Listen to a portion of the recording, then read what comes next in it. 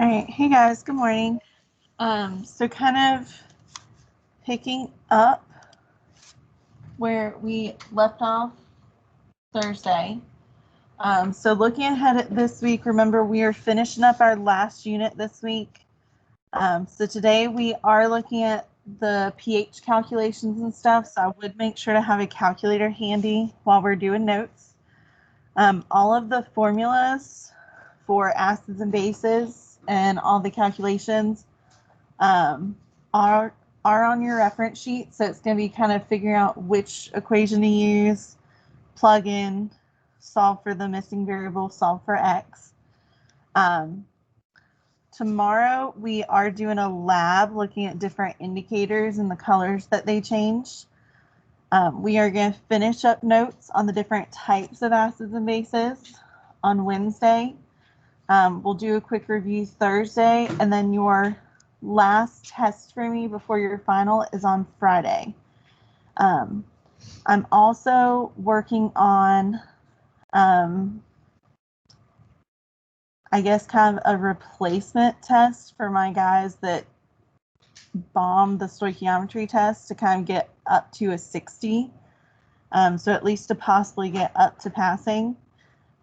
What I previously had used Flash, so I'm having to rework it since Flash went away.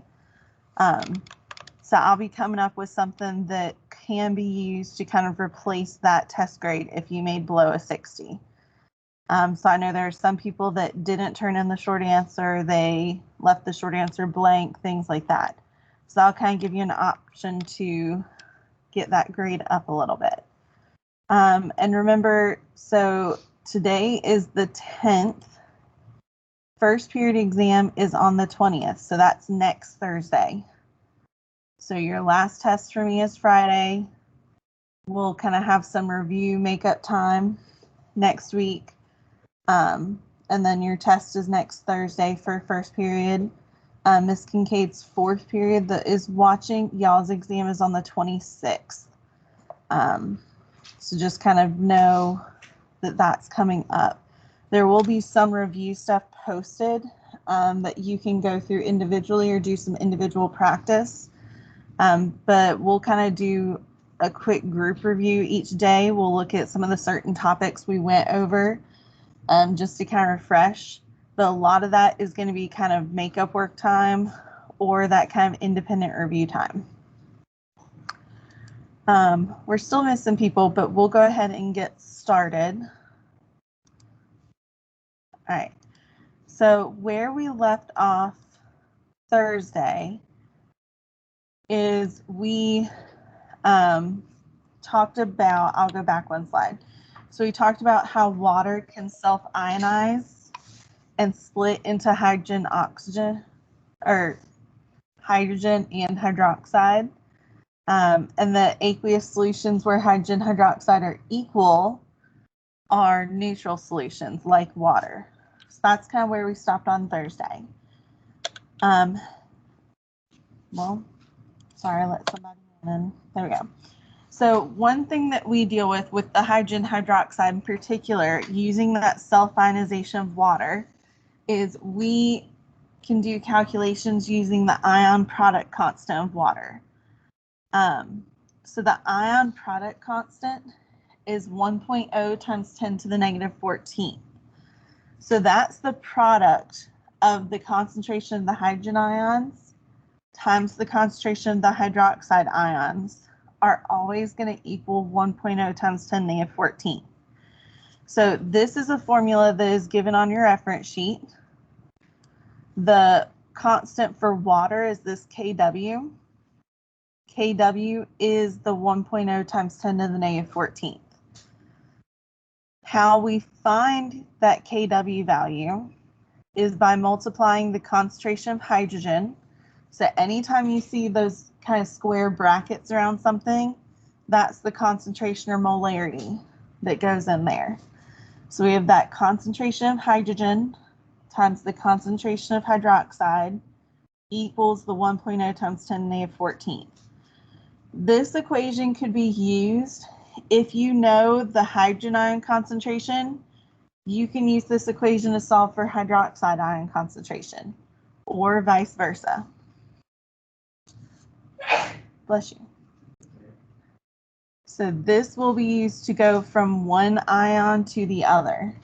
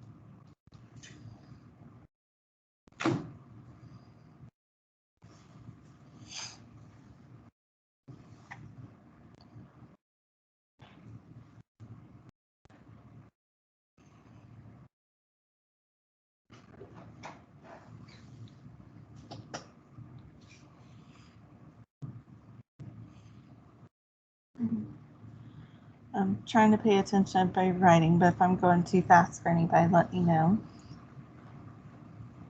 Okay. So here's what one of the problems might look like that we can use that ion product constant for water. Here it says colas are slightly acidic. If the hydrogen ion concentration solution is 1.0 times 10⁻⁵ molar, what's the hydroxide ion concentration of this solution? And I'm just going to write our formula up here.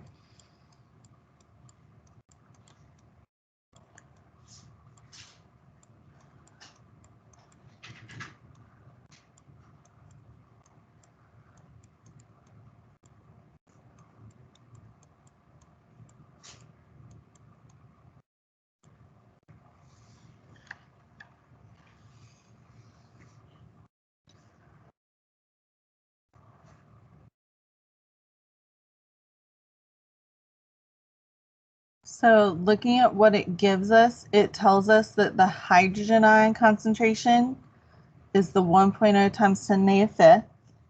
So we can plug that in.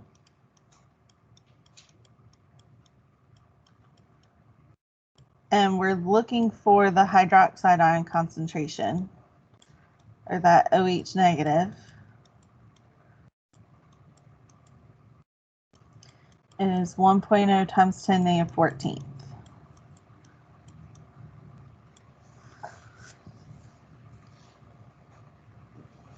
So like I said, all of these are pretty much plug in, solve for X. So if we're trying to get that hydroxide, the OH negative by itself, we need to divide by the 1.0 times 10⁻⁵ on both sides.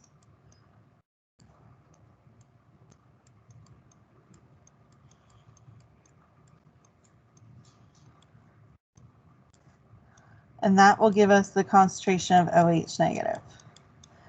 Now, this is not particularly complicated math, but remember the numbers in scientific notation, if you don't type them into the calculator a certain way, it tends to give you the wrong answer.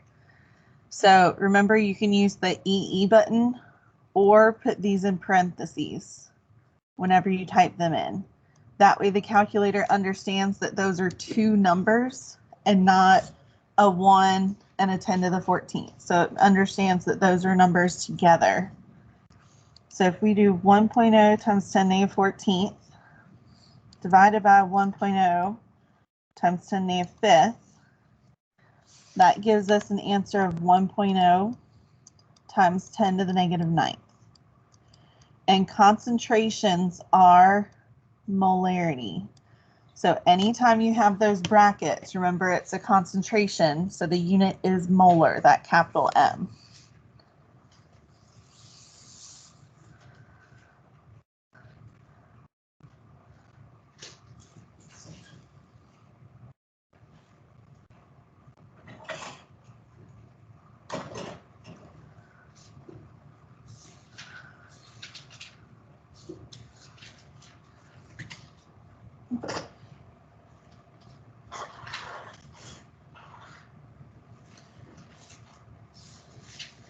Jacob, are the tissues out? Are the tissues out? There's another box in that drawer right to the left of it.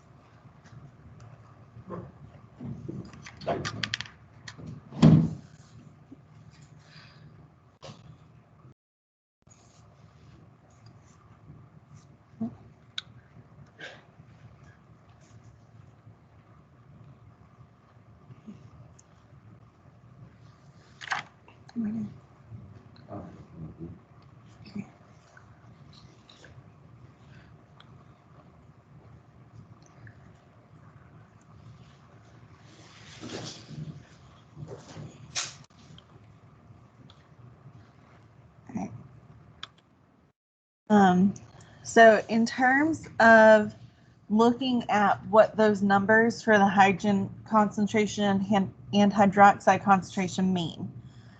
So looking at those numbers, we can determine if something is acidic or basic or neutral. So we already said neutral is whenever hydrogen hydroxide are equal to one another. An acidic solution, so acids, are going to be where the hydrogen ion concentration is greater than the hydroxide ion concentration. So that means the hydrogen ion concentration is greater than 1 times 10 to the negative 7th. Now, a lot of people get messed up with these numbers in scientific notation. So if the number is greater, that means it's going to have a smaller exponent.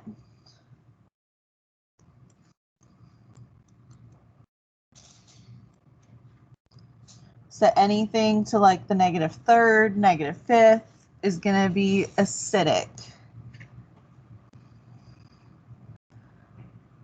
Whereas a basic solution is going to have more hydroxide than hydrogen. So the hydrogen ion concentration is going to be less than 1.0 times 10 negative 7. So that means that we're going to have a larger exponent.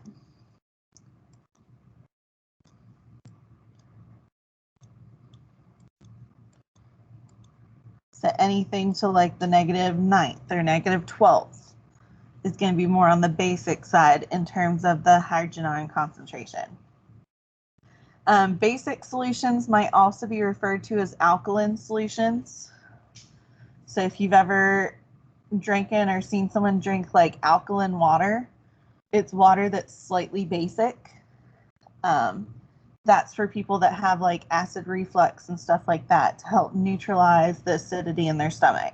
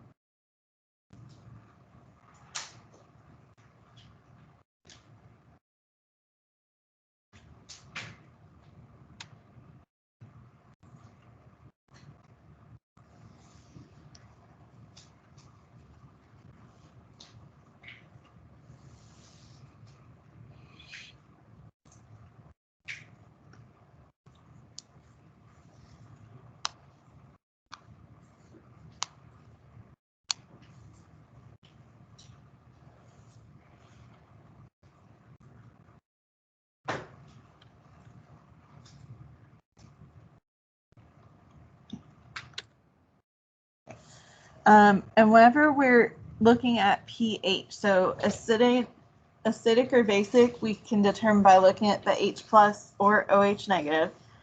But a lot of times we will actually change it into pH.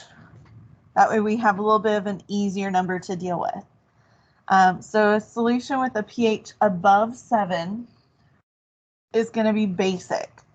So this can be anywhere from like 7.1 all the way up to 14. So 14 is kind of the top range of our pH scale. A solution with a pH below 7 is going to be an acid. So that can be anywhere from, it can go all the way down to 0 up to 6.9. And then neutral solutions truly have a pH of 7. So that would need to be like 7.0 to be deemed neutral.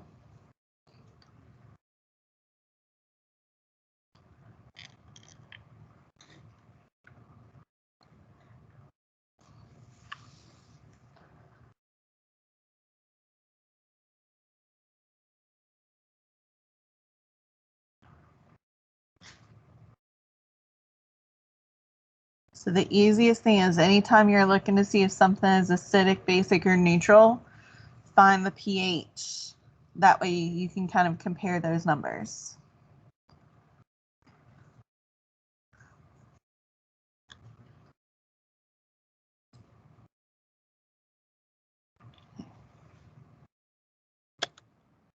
So how we find that pH, so we can actually compare that number.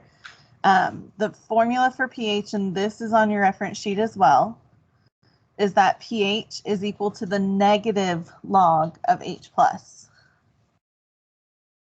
So the one thing is, do not forget this negative sign, or else it gives you a negative pH, and we can't have negative pHs. And so you're using the log button on your calculator. So you literally just hit the negative sign, log, and it opens parentheses for you to type in your hydrogen ion concentration. So on TI calculators, the log should be in that like left side column. If you have a different type of calculator other than the TI or Texas Instruments ones, we may have to figure out where your log button is. If you're using the Desmos calculator and stuff, it also has the log button. Now, there is kind of a shortcut whenever you're finding pH, because this is pretty much just plug in, solve for X.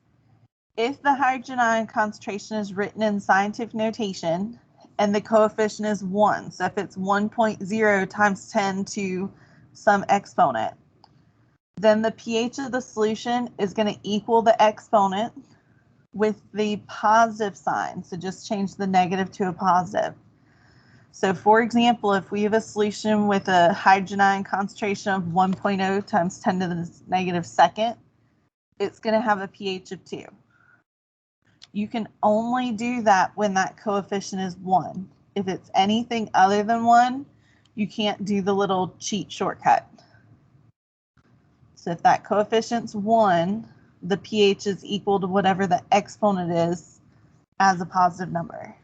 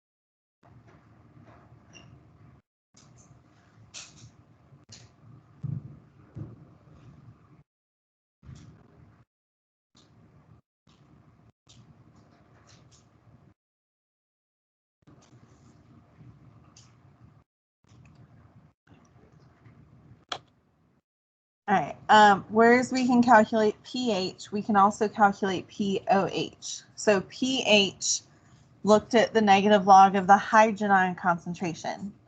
So it measured how much of the hydrogen ion concentration we have. pOH is the same formula, but it's dealing with that hydroxide ion concentration. So this is also on your reference sheet, is that pOH formula. And the pOH scale is the reverse of the pH scale. So we said in terms of pH, we had neutral was 7. Anything below 7 was an acid. Anything above 7 is a base. Whereas for the pOH scale, 7 is still neutral, so that didn't change. But for pOH, those smaller numbers are going to be basic, and those higher numbers are going to be acidic. So the pH and pOH scales are reversed. There's also a formula on our reference sheet that will let us change. So kind of like we were able to change with the ion product constant of water, we were able to change from hydrogen to hydroxide. There's also a formula on our reference sheet to let us go between pH and pOH. That's this third bullet here. This is what's on your reference sheet. The pH plus the pOH are always going to add up to equal 14. So the next two bullets are just that same formula kind of rearranged to solve for pH or pOH. But it's still one of those things that we're plugging in whatever value we know, and solving for X.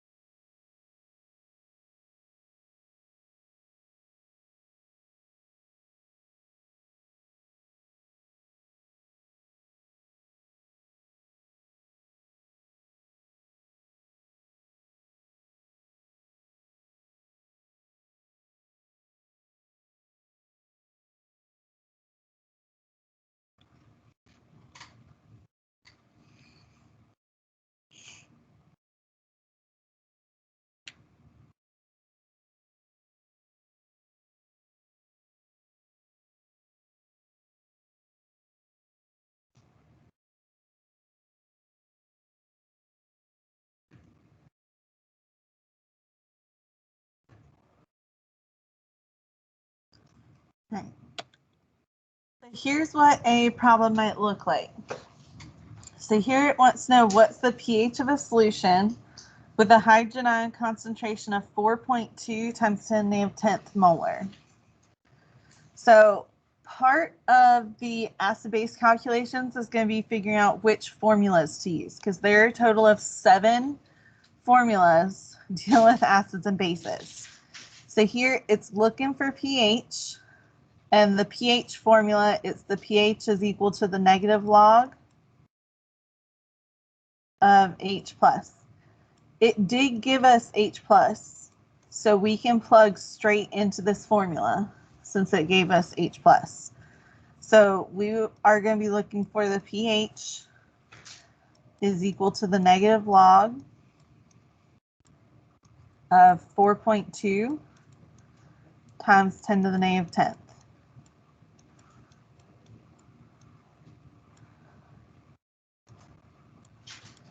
So like I said, just don't forget to hit that negative button first, or else you'll end up with a negative pH.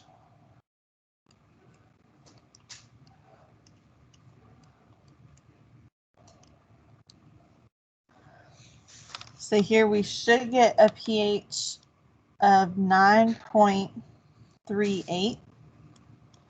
So we said concentrations have the unit of molarity.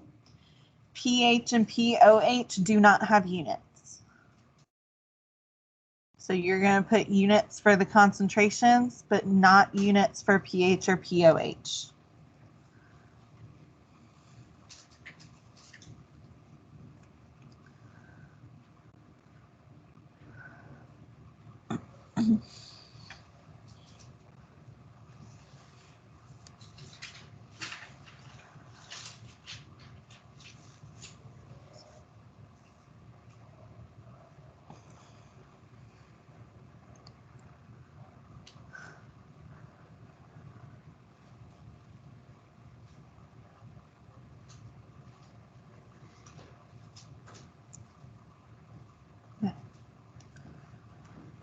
All right, but let's look at this one. This one wants to know what's the pOH of a solution with a hydrogen ion concentration of 1.0 times 10 to the negative 8. So sometimes you're going to come across problems where you may not have all the information you think you need. So looking at pOH, our formula for pOH is pOH is equal to the negative log of OH negative. Did it give us OH negative? No. So we can't plug this straight in to get pOH. So we're going to have to do a little bit extra work. Now what it did give us is it gave us that H+. H+ is in two different formulas. We can either plug H+ into the ion product constant formula,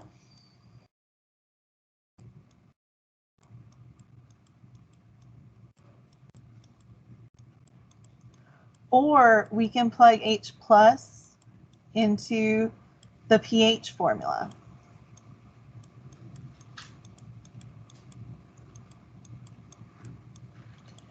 So there is more than one correct way that you could get the answer here.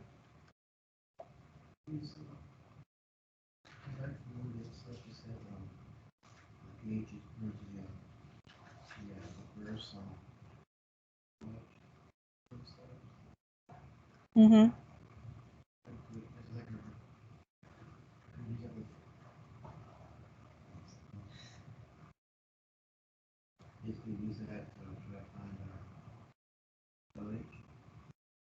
Yeah.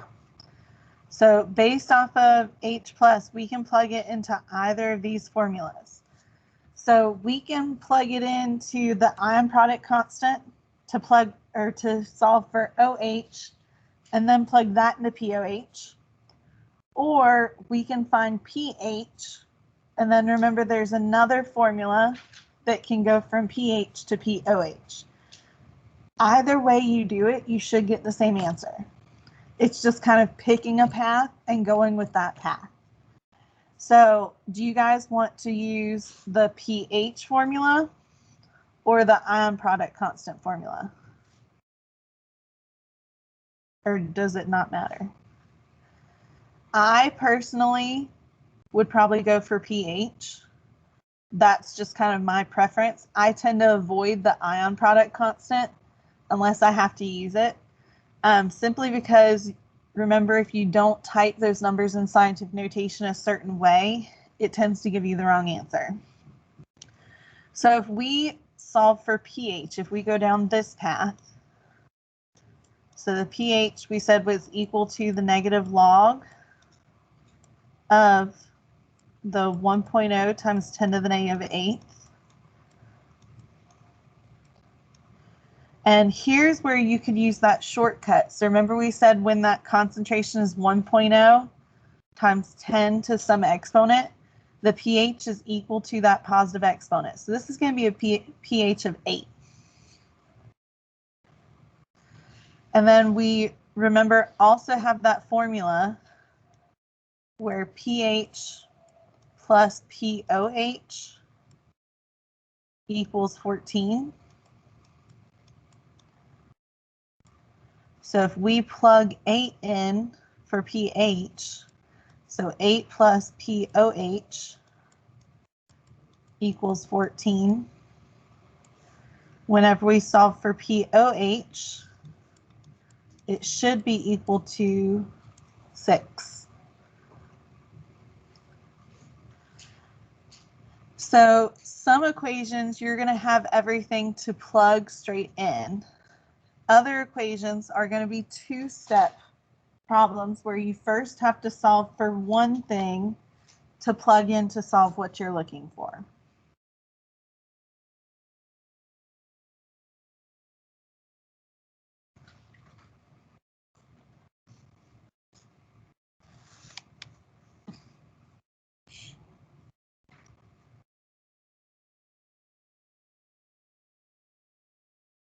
Like I said, for these ones that are two-step, there's more than one correct way to get the right answer.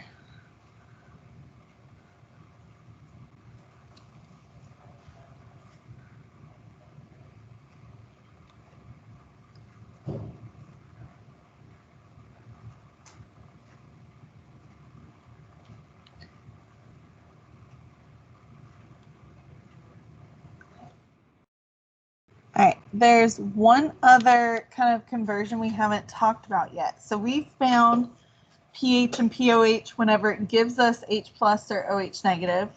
But what about going the other direction where we're looking for H plus or OH negative from pH or POH? So we can use the antilog to solve for the concentrations instead of pH and POH. So this is just the rearranged formula for pH or POH, which is going to, it's rearranged to solve for that concentration. So the antilog is on your TI calculators. It's the second log button, which right above log, you have this 10x as the second function. That's the antilog. Both of these formulas are also on your reference sheet. So they're there for you. You just need to be able to use them. So if we're solving for the hydrogen ion concentration, we can do the antilog. We can do 10 to the negative pH. And yet again, don't forget that negative sign. That's one of the most common mistakes, and people get wrong answers because they punched in the calculator wrong. If we're solving for the hydroxide ion concentration, we'll do 10 to the negative POH.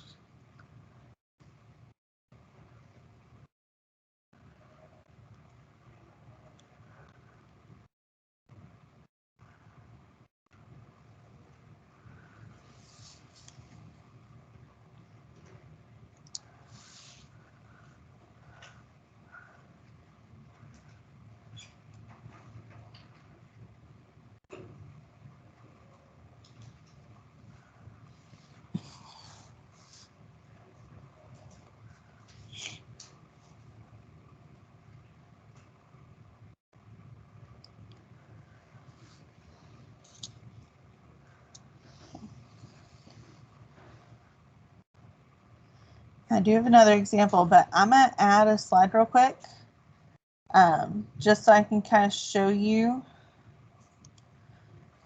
all of our conversions. So the things that we solve for, we have pH, POH. We can also solve for H plus and OH negative. So remember, we can go back and forth between all of these. And sorry, I can't draw straight lines.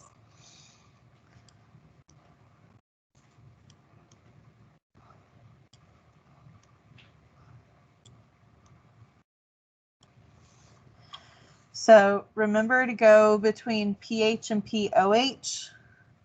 We're using that pH plus POH equals 14. So that's the equation we use to go between those two. To go from hydrogen to hydroxide, We use that ion product constant for water, the H plus times OH negative equals the 1.0 times 10 to the negative 14th.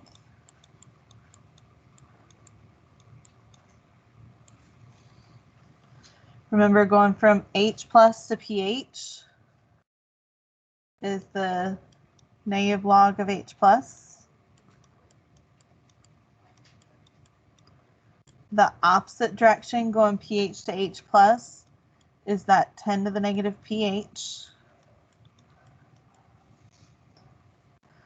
Going from hydroxide to POH is the negative log of OH.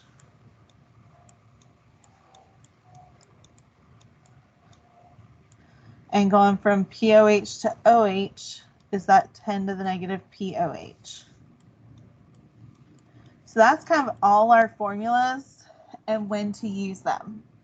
So this is a diagram that you can kind of sketch for yourself, and it kind of helps you go through it. It especially helps you figure out what steps you need to take if you're doing those multi-step problems. So if it gives you hydrogen and it wants POH, you can't go straight there. So you either have to change into pH and then POH, or OH and then POH. Same thing happens if you have hydroxide, the OH negative, and you want pH. You either have to change into H plus to solve for pH, or you have to find POH to solve for pH. So this can kind of help you visualize what you need to do on those multi-step problems as well.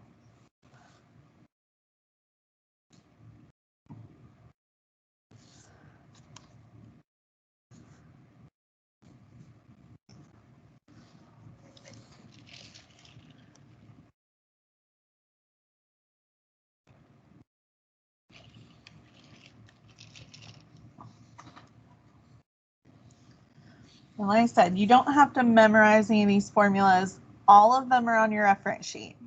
On your reference sheet, under the formula page, they're the last 7 equations at the bottom of that formula list. So it's just figuring out which equation you need to use to solve for what you want. But you have all the formulas in front of you.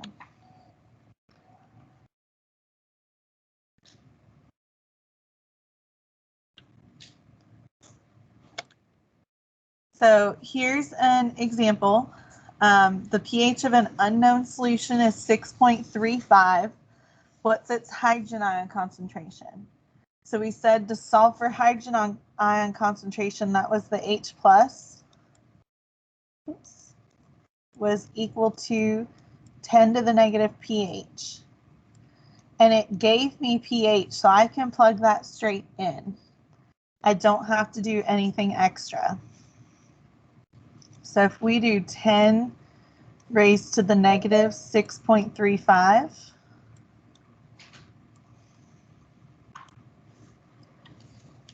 so remember on your TI calculators, that's the second log button is the 10 to the button.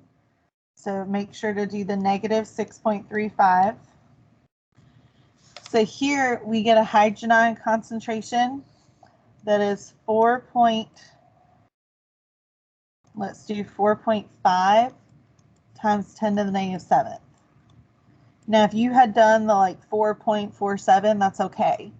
And remember, anytime there's the brackets, anytime it's a concentration, our unit is molarity.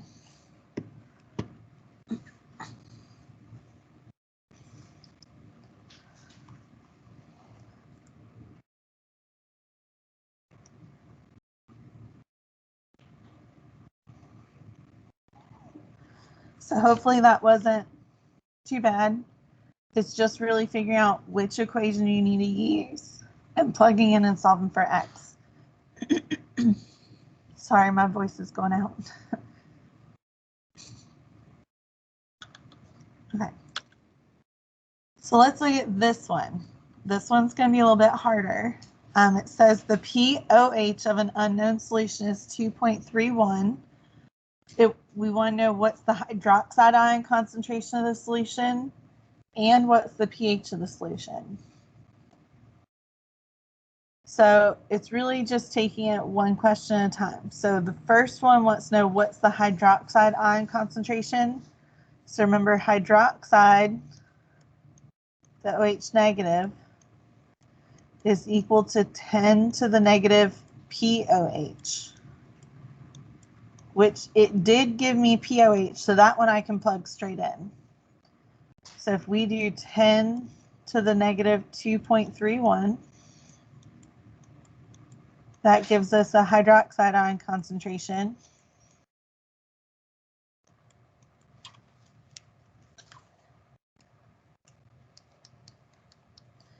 And that's going to be equal to, now the calculator gives you 0.0049. Now, you can leave it like that, and that is a molarity. But remember, especially on multiple choice and stuff, a lot of our stuff will be written in scientific notation. So this goes all the way back to Unit 1, where we had to write numbers at scientific notation. So remember, we can only have one digit in front of the decimal. So that would be 4.9 times 10. In order to get the decimal after the 4, we have to move the decimal 3 spaces. So that's the negative third molar. Either way that you have it written will be correct. But understand, like, if this was a multiple choice, you might need to look for one or the other. So don't let that stump you. So we have our hydrogen ion concentration, and now it wants to know pH. So we have options. And I'm going to flip back to our little diagram for a second. So we're looking for pH. And we have OH negative or POH. So we could change OH into H plus and pH, but that would be a two-step. Where we have POH, so we can do a one-step problem using that pH plus POH equals 14 in order to solve for pH. So if we're using that formula, since that's going to be a one-step, so pH plus POH equals 14. Plug in, we know our POH is 2.31. So if we subtract to solve for pH, that's going to be 11.69. And remember, pH and POH do not have units. So hopefully, still not terrible. Like I said, the math is not bad. It's just figuring out which equation you need to use. And like I said, there may be more than one correct way to solve for it, but there may be a short way and a long way. So either way that you solve for it, though, you should get the same answer.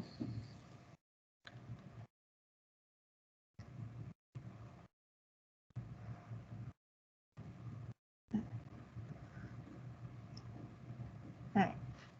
And last thing I want to introduce to you, and don't draw this chart. This is just to give you kind of an example, and this is something that we're going to deal with lab tomorrow. But we do deal with acid-base indicators. So we already talked about when we were looking at properties of acids and bases, that they change color with different indicators. And we talked about the litmus paper and the phenolphthalein. Those are not the only indicators we come across. Indicators help us measure pH by changing different colors in solution. So each different indicator has a pH that it will switch from one color to another. So whenever we see that color change, we know we've kind of hit that target pH. There are some that only have one color change. There are others that have multiple color changes. We're going to deal with one of those tomorrow that's referred to as a universal indicator. And you'll see it can be anywhere from yellow to orange to green to blue to purple, depending on what it's mixed in. So there's some that help us gauge pH a little bit more than others, but these are going to help us know kind of where that switch is from one color to another based off of that pH. So one that we'll use tomorrow is we'll use this Bromine Creosote Green. And you should notice it changed from a yellow color into a blue color whenever we mix it with different solutions. We're also going to use phenol red, which is close to the methyl red. So we'll see it go from like a red to a yellow color. The phenolphthaleins also on here. That's one of those that we talked about last week with properties, where with acidic things, it's that clear colorless, and then it turns a bright pink color. So this is something that's going to be similar to your analysis for your lab tomorrow. So for our lab tomorrow, we're going to have different solutions. And these are going to be household things like lemon juice, soda, ammonia, drain cleaner, things like that. And we're going to test the pH with the litmus paper strips. And then we're going to mix them with different indicators and note the color change. Based off of the data you collect, you're going to draw a chart similar to this that shows the pH and the indicator. And you're actually going to draw a bar and color it or shade it in a certain way, depending on if you have colored pencils or not, to show what it changes or how it changes from one pH to another. So I'll kind of help you walk through that tomorrow, but this is a chart that you can kind of refer back to help yourself out.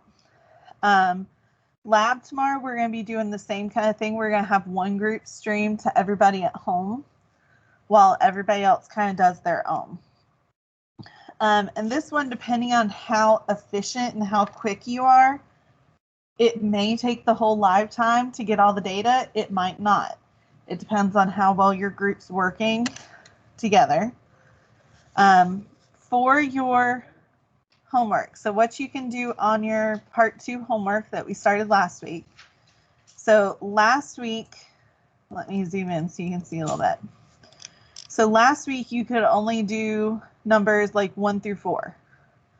And there's no 5 for some reason. I just realized that. So you can do numbers 1 through 4 last week.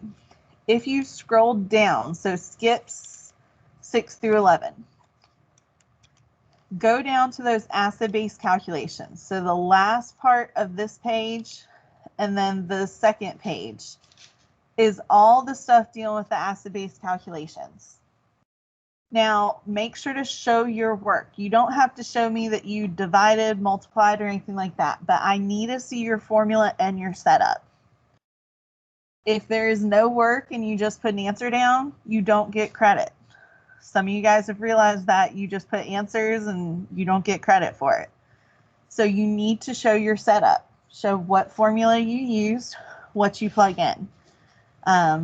Do it on a separate sheet of paper, that way you can show it. There is this chart on the next page. Just draw this chart. And you can even leave a little bit of space to show how you're solving for H+, how you're solving for pH, how you're solving for POH, and determine if this solution is acidic, basic, or neutral. So remember, neutral is only 7 on the dot.